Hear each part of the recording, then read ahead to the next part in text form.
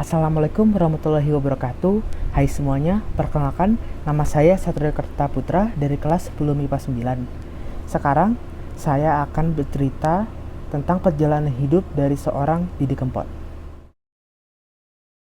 Didi Kempot, beliau merupakan seorang penyanyi sekaligus pencipta lagu campur sari dan congdut dari Surakarta.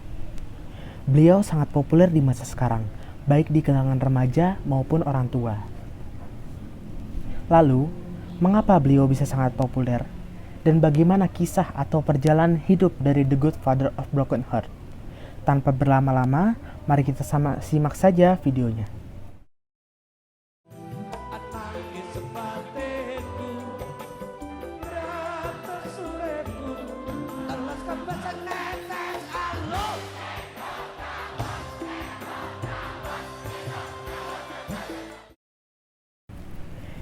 Didi Kempot atau yang bernama asli Didi Prasetyo. Beliau lahir di Surakarta, Jawa Tengah pada tanggal 31 Desember 1966. Beliau adalah seorang penyanyi dan pencipta lagu campur sari dan congdut dari Surakarta. Didi Prasetyo lahir dari keluarga seniman. Ayahnya, Ranto Edi Gudel, adalah pemain ketoprak yang berasal dari kota Surakarta. Sedangkan ibunya, Umiati Siti Nurjanah, adalah pesinden yang berasal dari Kabupaten Ngawi, Jawa Timur.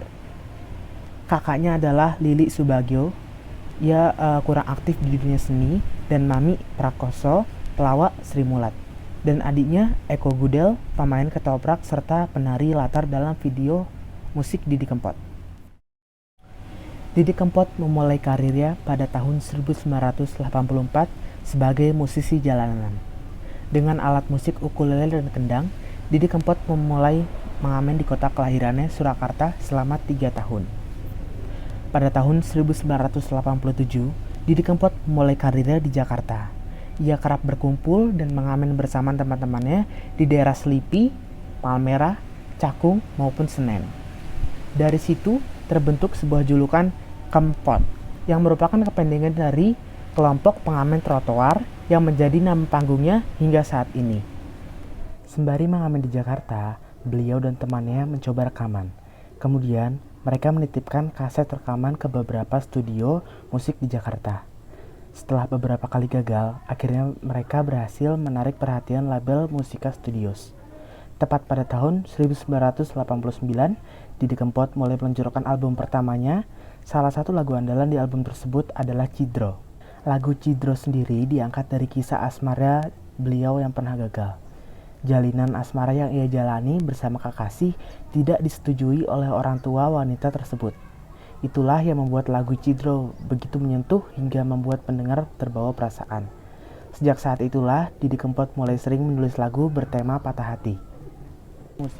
Beliau menikah dengan istri pertamanya bernama Saputri pada tahun 1989. Beliau dikaruniai 3 orang anak, tetapi hanya 2 yang dilahirkan, yaitu Lintang Ayu Tias Prastri dan Siola Putri Regina Resi. Anak pertamanya, Lintang, meninggal dalam usia 6 bulan, sedangkan anak ketiganya meninggal dalam kandungan. Salah satu karya Didi, Bayi Suci, menceritakan tentang anak pertamanya. Namanya juga disebut dalam lagu tersebut. Kini, hanya Siola yang menjadi satu-satunya anak Didi Kempot dari Saputri yang masih hidup. Beliau juga diketahui mengangkat seorang anak bernama Eni Suwinawati yang kemudian dipisahkan bersama Saputri. Berdasarkan keterangan dari Staso, putra pertamanya, Didi Kempot menikah dengan Dian Ekawati yang menjadi model pada video musik Stasiun Balapan versi pertama. Dari pernikahannya dengan Ekawati dikaruniai 3 anak, yaitu Staso, Stansa, dan Stania. Staso menyatakan bahwa namanya merupakan kependekan dari Stasiun Balapan. Lalu, beliau menikah lagi dengan penyanyi dangdut Yan Velia pada tahun 2005. Dari pernikahannya dengan Velia, beliau dikaruniai 2 orang anak, yaitu Saka Praja Adil dan Saika Zanita Kisya Prasetya. Pada tahun 1993, beliau mulai tampil di luar negeri, tepatnya di Suriname. Lagu Cidro yang dibawakan sukses meningkat pamornya sebagai musisi terkenal di Suriname. Setelah Suriname, beliau lanjut menginjakkan kakinya di Eropa. Pada tahun 1996, beliau mulai menggarap dan merekam lagu berjudul Layang Kangen di Rotterdam, Belanda. Kemudian, beliau pulang ke Indonesia pada tahun 1998 untuk memulai kembali profesinya sebagai musisi. Tak lama setelah pulang kampung pada awal era reformasi, beliau mengeluarkan lagu berjudul Stasiun Balapan.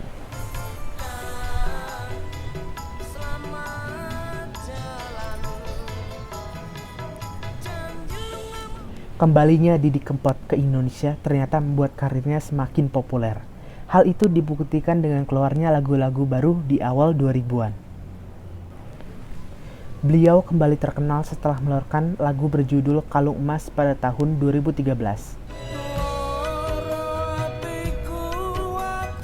Dan Suketeki pada tahun 2016. Lagu tersebut mendapatkan apresiasi yang tinggi dari warga Indonesia. Pada 11 April 2020, beliau menggelar konser siaran langsung dari rumah dan mengumpulkan donasi sebesar 7,6 miliar untuk melawan COVID-19 pada 1 Mei 2020.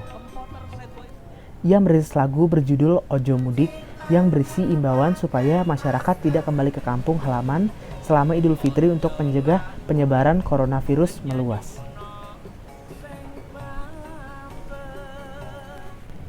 Beliau telah menciptakan ratusan lagu. Beberapa di antaranya yang paling populer adalah Cidro, Pamer Bojo, Tatu, Banyu Langit, dan Layang Kangen. Karya-karya beliau telah banyak dinyanyikan oleh musisi lain dan contohnya sebagai berikut.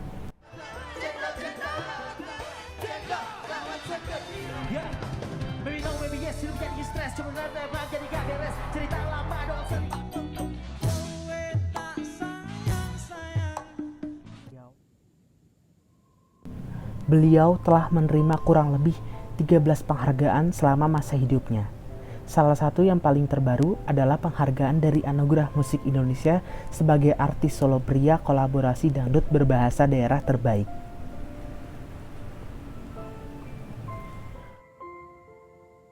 Beliau wafat pada tanggal 5 Mei 2020 pukul 7.45 waktu Indonesia Barat dalam usia 53 tahun di Rumah Sakit Kasih Ibu Surakarta akibat henti jantung.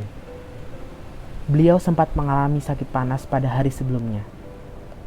Jenazah beliau dimakamkan pada hari itu juga pada pukul 3 waktu Indonesia Barat di tempat pemakaman umum Desa Majasem, Kecamatan Kendal, Ngawi, Jawa Timur yang berdekatan dengan makam anak sulungnya. Saat ini, beliau menjadi salah satu idola kaum milenial yang akrab dengan media sosial.